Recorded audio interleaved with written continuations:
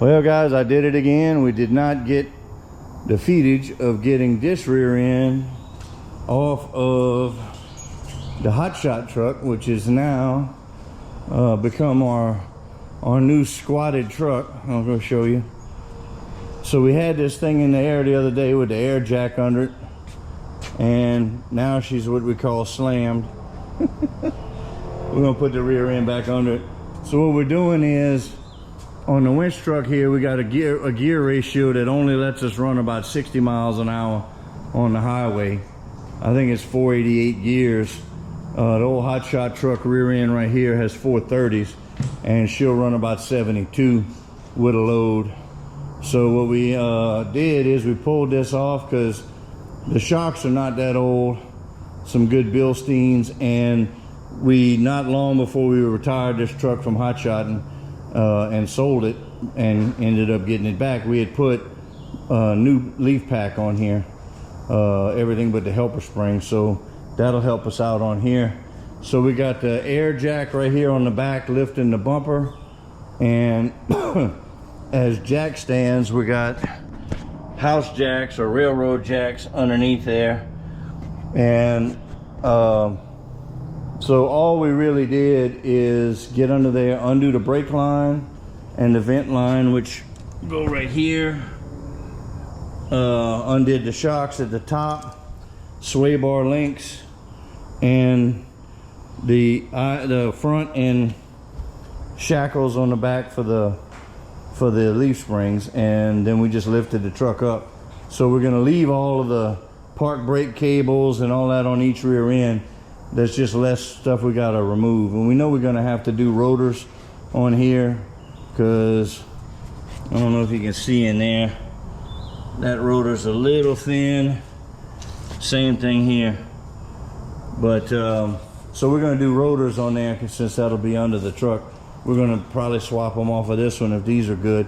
We'll know in a little bit, but we got all of this loose, and so now we're going to raise it with the air jack till the tires look like they'll clear the back, and we'll reset and jack our house jacks up to hold it and roll this rear end out and get it over here where we can start swapping parts while the rear end's out. So I'll set y'all up on time lapse on the tripod while we fish that rear end out. And I know y'all missed a little bit, but again, it's just drive shaft, shackle bolts, you know, it's fairly straightforward. All right, I'll set you up.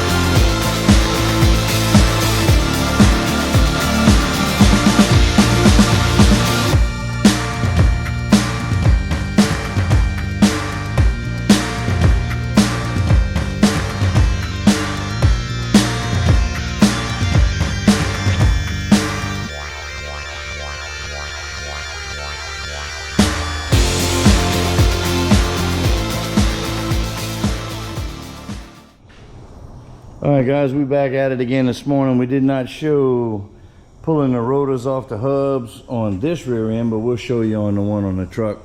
Our main goal yesterday was get the rear end back under the truck so we can get some normal jack stands on it and kind of take some of the sketchiness out of having the truck in the air.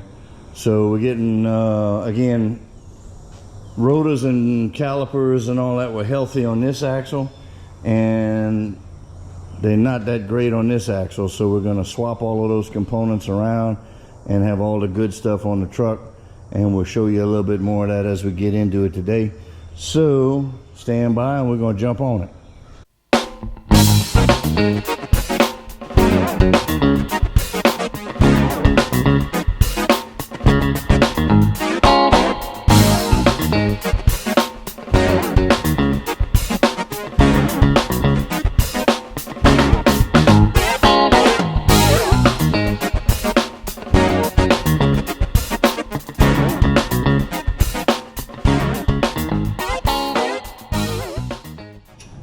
Alright guys, like I'm showing you what we did on the other rear end. Sam's pulling a hose loose from the steel line and the little bracket holder. And what we're going to do is we're going to undo the top and bottom big caliper bracket bolts and take the caliper and the bracket all off at the same time. That's the only way the caliper is holding the rotor on. So once we get the axle out, we can't pull the rotor off till we get the caliper off. And you can see how thin these inner rotors are. I think the other side's worse, versus how thick these are. So we're going to put new pads. That's our, I guess you can see that, and this is our pad situation here. So we're going to put new pads. I know these calipers were working. This truck's been sitting up for a while, so we're just going to air it to the good and put the working stuff that we know is good on it and go from there. So we got the caliper bracket, the hose off, so you don't have to worry about hanging the caliper. We're gonna buzz the little bracket off now, the little holder for the hose, and then you'll see us pull the caliper and the axles, axle nut, and the rotor, and we'll separate the rotor. So put all that on time lapse, and I'm probably not going to show you the other side. We'll just show you this side and going back together with it just for speeding the situation up. All right, back to time lapse.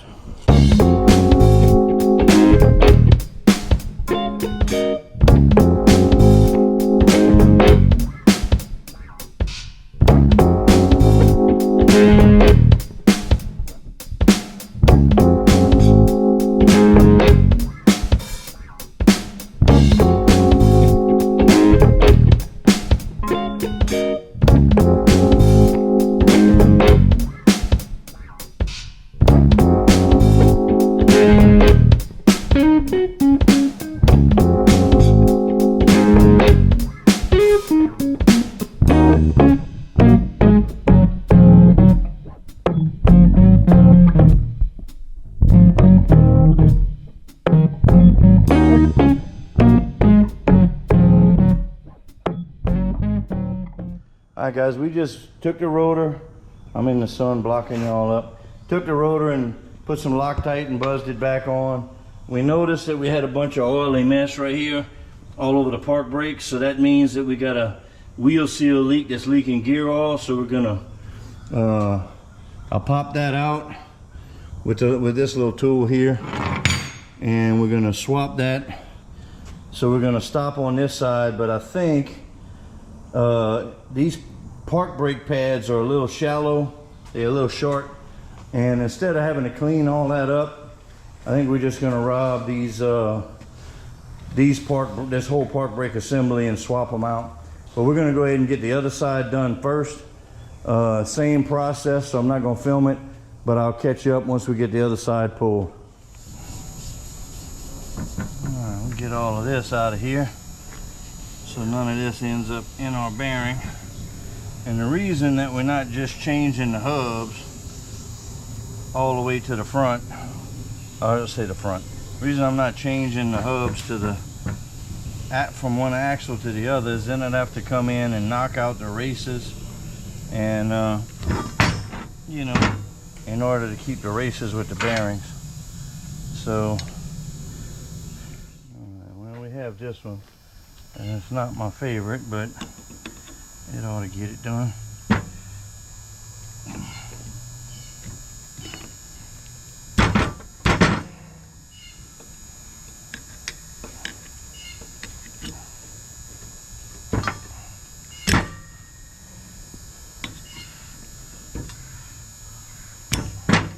I don't know if this one was siliconed in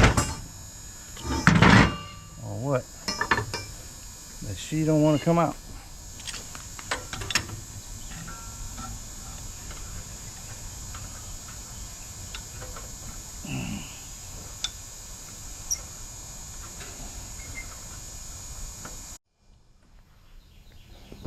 Alright, well, I forgot to hit play on the camera, but after breaking the hammer, we got into this and finally busted all of this out. So we out now and trying to press the new one in. Set y'all up for that. Alright, get this seal. We got it oiled up.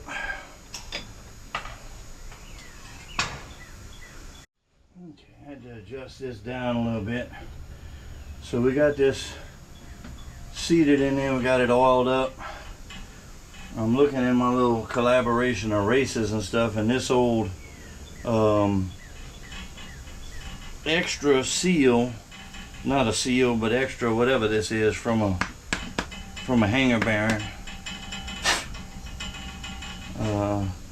Looks like it's gonna fit right over that lap of that high point, so we're going to try that with this right here. We'll center it, and I need to get a little jack handle. I'll be right back.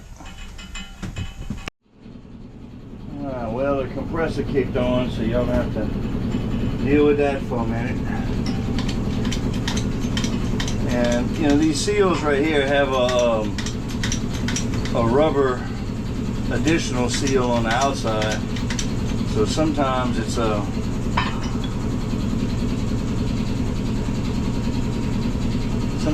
a bit of a headache to get them to seat all the way, and y'all already know how fun it is to deal with seals anyway.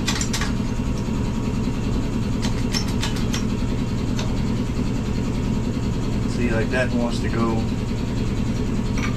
to the side already.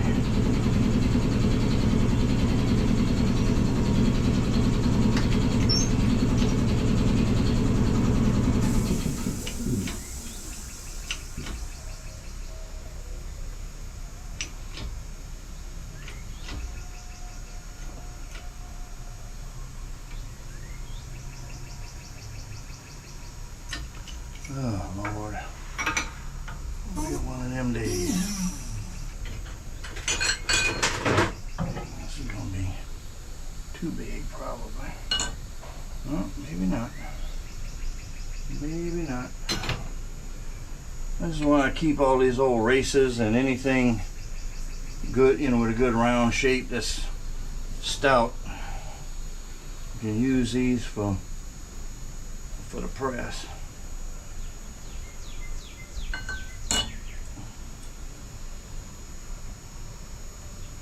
Okay, we're gonna try and get off sides here and see if we can salvage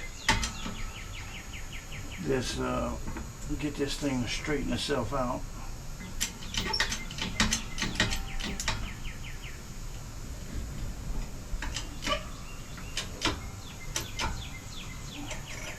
Alright, let's take a look.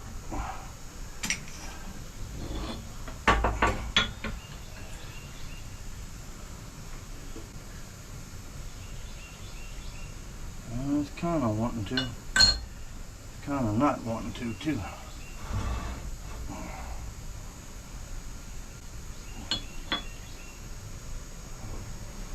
Doing the same thing that it wants to do when you do a damn hammer.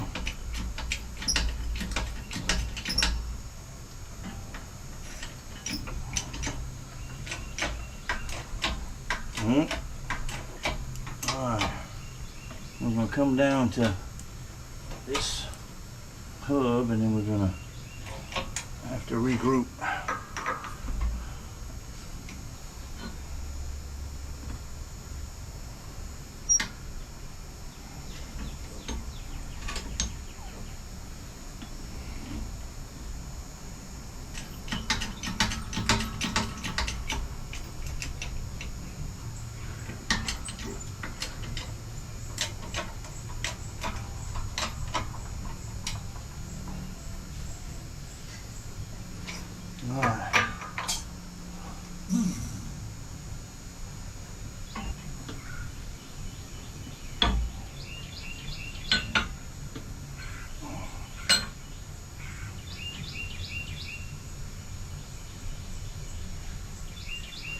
Alright, I'm gonna go get the other one. What I'm gonna have to do is unbolt the rotor just so I'm not working down in a hole, and probably clean this up. So let me, same thing, I'm just gonna try and get all the goop out but in a way that doesn't allow it to fall into the bearing, and then press it in. I'll be right back. Alright guys, this is our rear end that came off. It's a lighter duty 450 rear end with the rear diff cover like a standard axle and the round shafts.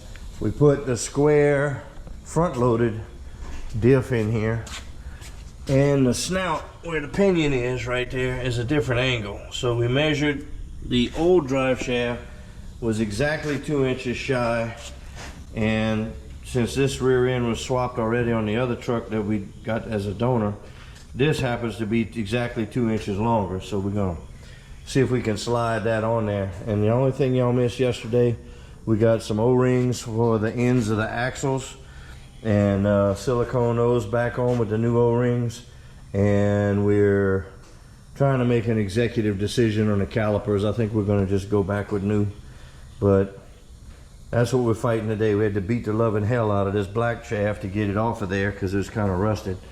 The other one came right off, so we're gonna clean it up, stab the new one, make sure it reaches and sits where it needs to sit in the slip yoke. And it's just a little too crowded under there to film, so we'll show you when we get done. All right guys, a little update. Ran to town, got some brake calipers. Figure we don't want to revisit this situation anytime soon. We got real lucky on the drive shaft. It all bolted up good, and like I said, what it was, the old hotshot truck, which is out the bay door in the back there, had the round tube axle like this, and I upgraded it to a square tube like we have under there. I don't recall the axle names. I don't know what Dana whatever and all of that on this anymore. I used to, but the snout that the pinion gear is in, when we did the hotshot truck, I don't mean to repeat it, but just for those of you who never had a drive shaft built, the distance from center to here is off. So it was 2 inches longer. We got our drive shaft from the hotshot truck was already stretched, and so it all fit good. So we got that on there. Again, we got the brakes, and I got to get under there and do the shocks. And it's so dark under there, I don't think it's coming out good. I don't think I'm gonna save that footage. Our light is tied up. The light we use under is on one of the other trucks. So normally I like to take y'all with me, but we're just buttoning up everything. Brake lines, we're putting the calipers on and everything, getting ready to put the wheels on, and this project will be done. And we got to work on, we'll move on to oil leaks and a possible clutch and stuff later. But anyhow, since we had that drive shaft already built for a rear end like this, luckily I was surprised because the hanger bearing to pinion measurement was the same. And this is a 2 shaft, has a front shaft and a rear. The old hotshot truck out there has 3 shafts. So evidently the front is a standard length and the rear is a standard length, and then if you need that middle, it's a standard length. So the only thing that changed was the nose on this rear end. So anyway, it all went together with the parts we had, so that's great. And we're going to get these brakes buttoned up. I don't want to bore y'all with brakes, but we're just loading the calipers up, putting them on, and then we can throw the tires back on and get this baby back on the ground and proceed with some other rat killing. So that's where we at on the winch truck at this time, and we'll come back to you in a bit. All right, guys, we're cleaning up and we got a few things going here. One of the things we ended up doing that we didn't get on film, which we have videos of it. We got a new winch that we transferred onto the bracket here. Get it in frame. All right, so we had the new winch that we put together and put on. If you want to see how to mount the Harbor Freight Badlands winch onto the receiver hitch thing, we've got videos on that. You can back up and see. This one is having some issues, so we're just freshening up things that have been lack of attention on the old truck. We got our rear end stuff done. We weren't able to take it for a test drive yet because we ran into another issue. I'll have to get under the truck to show you this. I wasn't originally going to film it, but I didn't think it was going to be any real big concern or big deal, so I didn't worry about it. But anyhow, let me show you what we got. This winch is driven by in essence a big bicycle chain, and down below you can see the chain resting on the drive shaft down there, and right, let's see, barely down there you can see the pillar block, which is the bottom sprocket. My term for that might not be correct, but anyhow, we had slack in the chain, and we knew that when we built the bed. And if any of you guys want to see how this truck came about and you know the whole process of it, you can go back to the Rented Mule playlist, and it goes back a couple of years on building all of this. So while we had the bed off, we built it, and we dropped down off of, you can see a little chrome extension right in here, and that's the base angle iron for the winch. So this block right, this box sits like this, bolted to the bottom of the winch, and then we have our 2 bolts welded in there. And this, where is it? That, touch the screen here, that pillar block stabs on here, and it's got adjustment slots where you can slide it back and forth. So we had it slid as tight as it would go. We kind of forgot how our original setup was on the winch, so revisiting it brought back what our original problem was, which was we set this up and we left a little bit less travel than we needed to get the chain tight. So we always had a little flap in the chain. So again, we looked at it and we're like, hey, we'll take one link out. We took one link out and screwed the whole thing up. So once we tried to get it back on, we realized that we needed about a 1/2 inch shift in these bolt locations. So we were looking at it, and the mounting nuts here are welded inside, the bolts here are welded inside, and it just looked like an easier situation to put this in the bandsaw and rip it and shift it basically a 1/2 inch closer where we could adjust it. So we did that, we tacked it up, and then we mocked it up yesterday, and I think we're going to be in good shape. So we're going to go ahead today and weld this up, and we got it tacked on both sides. So we're going to weld this up, mount that back under there.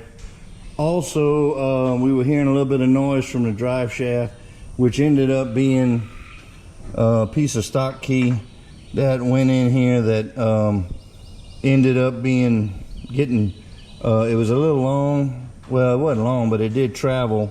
Let me get this in frame.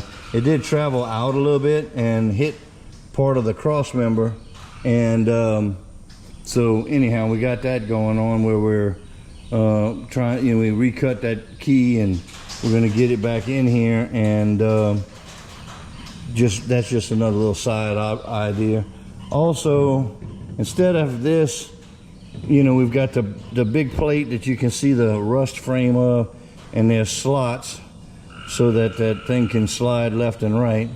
We're gonna see if we can't cut and fab either possibly this way, a little bolt and nut welded into this that would allow us to push this into the tightened position. And so I'm gonna have to get that pillar block up here, and we're gonna see if we can mock that up before we go weld everything up. So a lot of times when you're trying to get all of this stuff stabbed, especially with the weight that some of this stuff is, it ends up being a situation where you know, it'd be much easier to just be able to take a few rounds on the bolt, push the slack you want out of it, and that'll hold while you tighten everything down. So we're gonna try and make it easier on us in the future by jumping off that bridge right now. And then this is just some leftover pieces and parts. Being that this truck originally was planned for a 2-speed or a 3-speed rather, a high, a low, forward, and 2 forward speeds and a reverse, the way my old winch trucks were.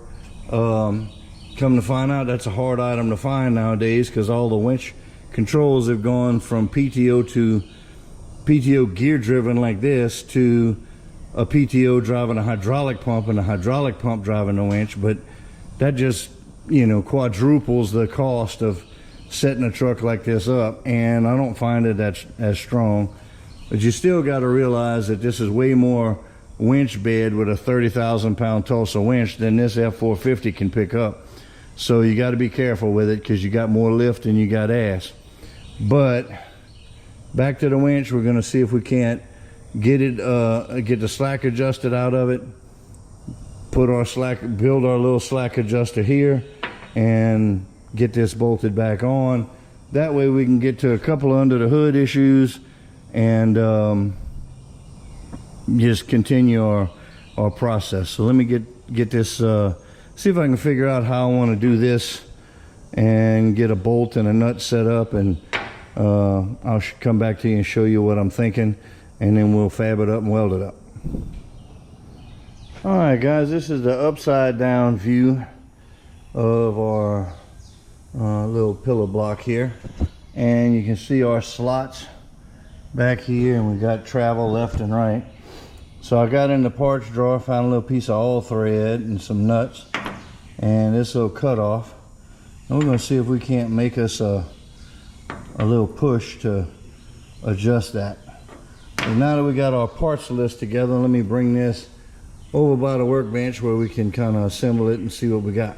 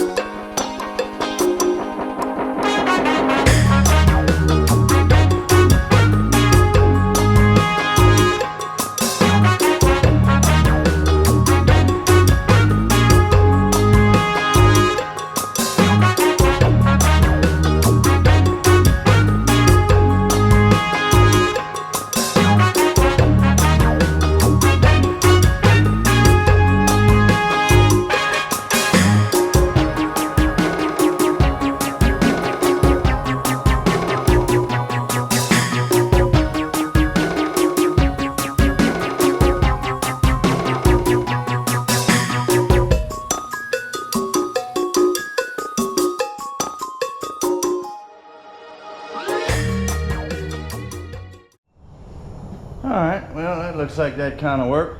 I have to let that cool down a little bit before I can maybe touch up, grind it, hit it with a little paint. But as you can see, that will push this pillar block over. And once it gets set, then we just come in and catch the jam nut and lock it in place. And of course, once you tighten the two main bolts down, that'll hold it in place as well. So we're gonna back off a little bit, and she'll be ready to go into the truck a little later. Now, get this off. What we got to do is finish welding this seam, and I'm going to come down, I don't know, maybe 3 tacks on each side, you know, a couple inches, and maybe an inch or so inside, whatever I can reach comfortably. And we'll shine that up with the grinder a little bit and then burn her in.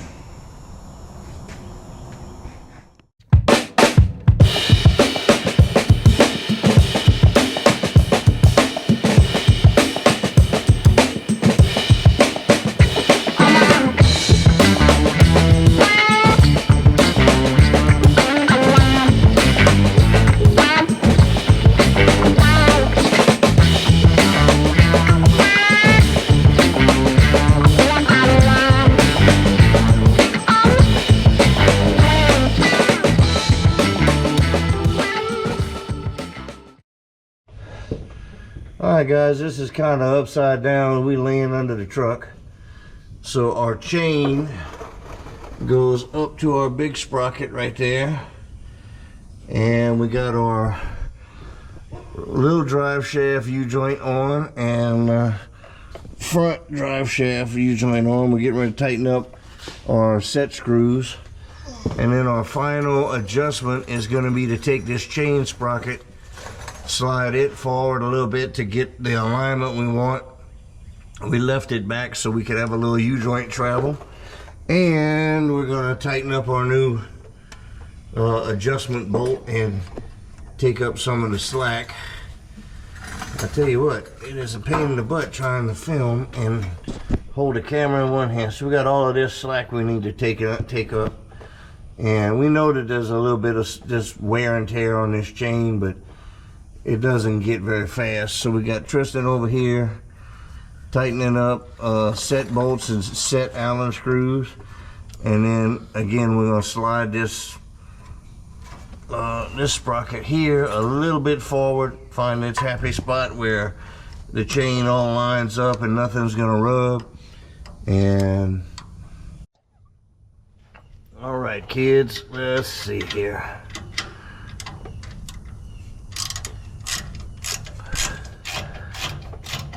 Alright, that's working like almost like we planned it. So we're gonna, let me swap hands here with the camera.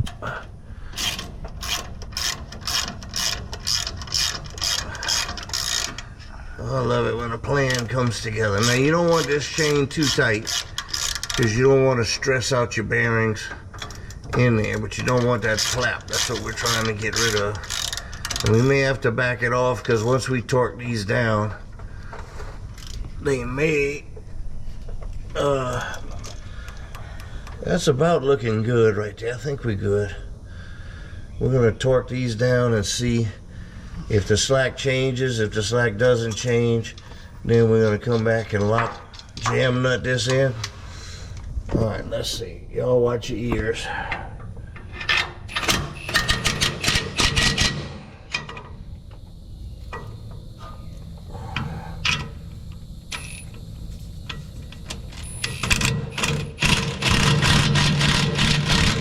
Okay, it did take up a little bit of slack, and that's still good. So we're gonna run this tight and jam nut him, and or you can go ahead and make sure those are as torqued as you want. All right, guys, we're just gonna jam nut this and final torque stuff. So we're gonna come back to you in a minute.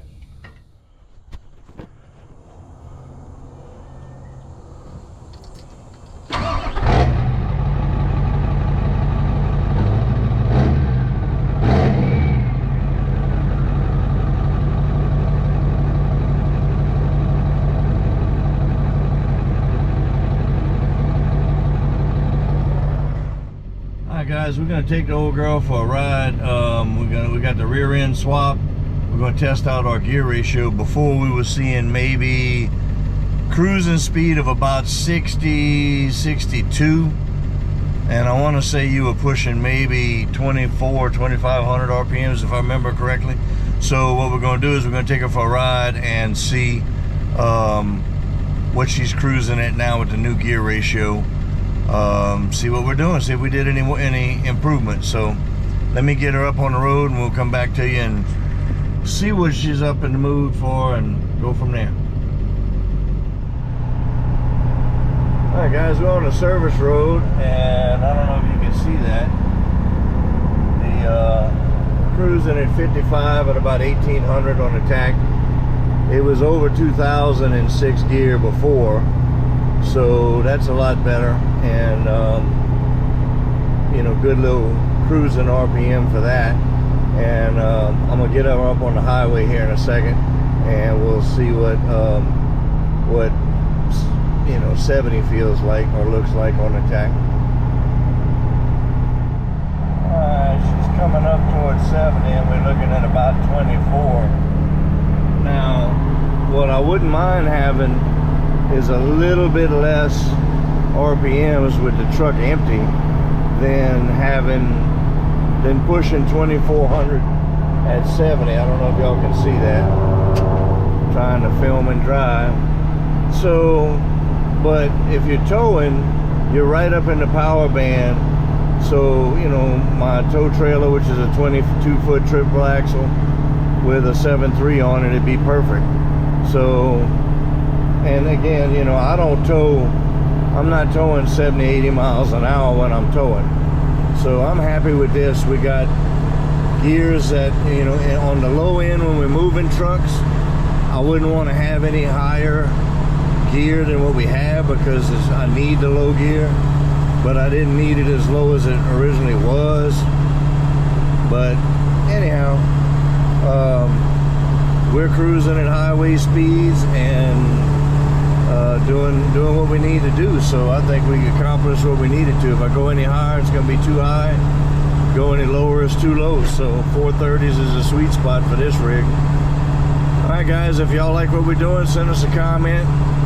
Let us know what you're working on from time to time. And other than that, we're going to keep them coming. And that's it for now. We'll see y'all on the next one.